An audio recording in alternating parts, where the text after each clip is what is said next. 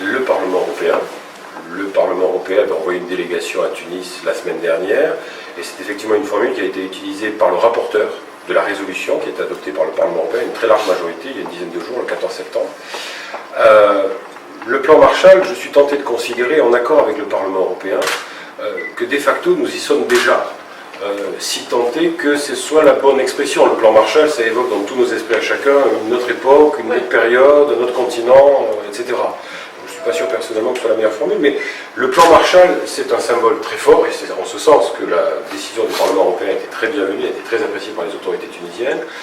Pourquoi? Parce que on y est déjà. On a commencé à partir de 2011, 2012, 2013 avec le dialogue national, en mettant d'ores et déjà du côté de l'Union européenne et des Européens, disons près de 5 à 6 milliards d'euros. Donc on est déjà à presque 14-15 milliards de dinars. Donc parler d'un plan Marshall aujourd'hui, on y est déjà depuis 5 ans dans le plan Marshall. Aujourd'hui, ce qui compte pour moi, c'est que j'arrive avec des échéances très claires, très rapides, très immédiates, à commencer par la conférence internationale sur l'investissement, 29 et 30 novembre, à Tunis. C'est une conférence fondamentale.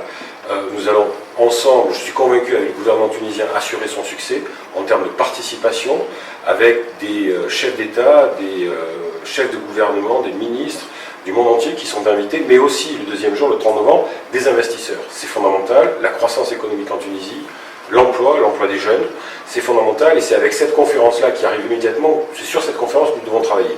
Et cette conférence, d'ores et déjà de mon côté, du côté de l'Union européenne, j'arrive pour la préparer avec ces nouveaux outils, mieux organisés, ces nouvelles enveloppes renforcées, ces montants plus importants, et ce bien évidemment en totale transparence, en totale collaboration avec les 28 pays de l'Union européenne.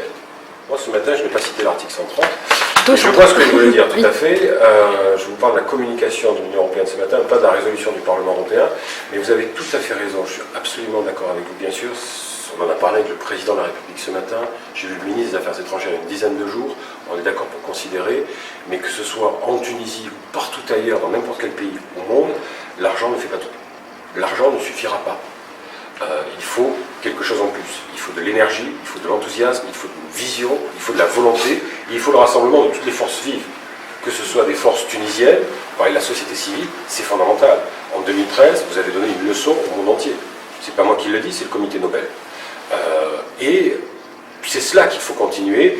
Et tout à l'heure, quand j'annonçais la décision de la Commission européenne, de l'Union européenne d'arriver avec de nouveaux outils renforcés, de nouvelles enveloppes pour la Tunisie, je n'ai pas parlé que d'argent, j'ai très peu cité de chiffres, j'ai parlé de développement et de soutien socio-économique, c'est fondamental.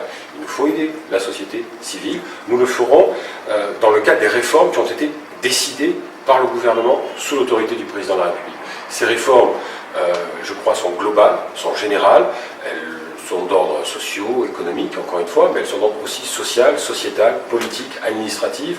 Vous parlez des jeunes, vous parlez du code pénal, la justice, tout ce qui se fait dans tous les niveaux de la vie quotidienne des Tunisiens sera fondamental. Le futur se construit aujourd'hui. J'insiste sur cette formule que j'ai utilisée dès le départ. Nous sommes là pour aider à la mise en œuvre et donc au succès des réformes qui ont été décidées par le gouvernement. Ce n'est pas les Européens qui sont prescriptifs, ce n'est pas les Européens qui décident à la place du gouvernement, des autorités tunisiennes et du peuple tunisien. J'ai plusieurs heures de vol au niveau de la bulle européenne, de la machine européenne. Je suis diplomate d'origine française, nationalité française, mais j'ai travaillé à Bruxelles plus de 15 ans. Donc j'arrive à avoir, je crois, j'ai la prétention, pardonnez-moi, de considérer, de lire entre les lignes ce genre de documents. J'en ai vu beaucoup de communications sur des pays de la région, en Méditerranée, dans le monde arabe ou sur d'autres régions du monde, en Afrique, dans les Balkans, notamment en Europe de l'Est. Et très franchement, très sincèrement, c'est pour ça que je suis heureux aujourd'hui, c'est que c'est un document d'une très bonne facture, où on est dans un équilibre, on est dans une sincérité de l'approche. C'est pas aux Européens à considérer qu'il y a un problème sur tel dossier ou tel autre dossier en Tunisie. Vous êtes une démocratie depuis 2011, vous êtes mieux placé que nous pour savoir ce qui va, ce qui ne va pas, ce qui marche pas, ce qui doit marcher, quelles sont les priorités, etc. Et ce document reflète cela. J'ai vu dans toute mon expérience, dans mes différents dossiers gérés précédemment à Bruxelles, une approche qui malheureusement, avec d'autres pays, donc la Tunisie, était souvent trop prescriptive ou conditionnelle. Ce n'est pas le cas aujourd'hui. Je vous garantis, j'ai veillé avant de venir, ici, je ne voulais pas arriver avec un document qui soit une sorte de catalogue de mesures à faire sur le mode Yaka. Non, la vie n'est pas parfaite, personne n'a dit que ce serait parfait. La Tunisie, je crois, affronte des moments historiques. Ça veut dire aussi des moments difficiles pour tout le monde. Et c'est vous qui êtes d'abord en mesure de dire ce qu'il faut faire, à quel rythme et comment. Et selon ce que vous déciderez, nous serons là. Parce qu'encore une fois, je crois, vous n'avez pas le choix.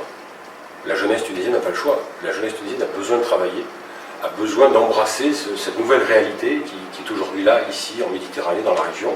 Et moi, nous, du côté européen, on n'a pas le choix non plus. Nous devons réussir ensemble. Ce qui se joue aujourd'hui en Tunisie, il y a le futur de la Tunisie, le futur de ces jeunes générations, c'est évident, mais à mon sens, ça dépasse le seul cadre de la Tunisie. Tout ce que vous faites en ce moment, en matière de société civile, en matière de droits des femmes, de droits de l'homme, de développement économique, de modèle de développement socio-économique, est fondamental. Il y a une singularité, de mon point de vue, je crois que vous ne me démentirez pas, il y a une singularité de l'expérience tunisienne. Ce n'est pas une expérience, c'est un processus historique, même, je dirais. Et on doit s'inspirer de votre exemple. Je parlais de 2013, du dialogue national. Très franchement, on aimerait voir cela ailleurs. Donc, encore une fois, tout ce qui se passe ici aujourd'hui, je forme le vœu que tout marche, que tout réussisse. Ce ne sera pas évident.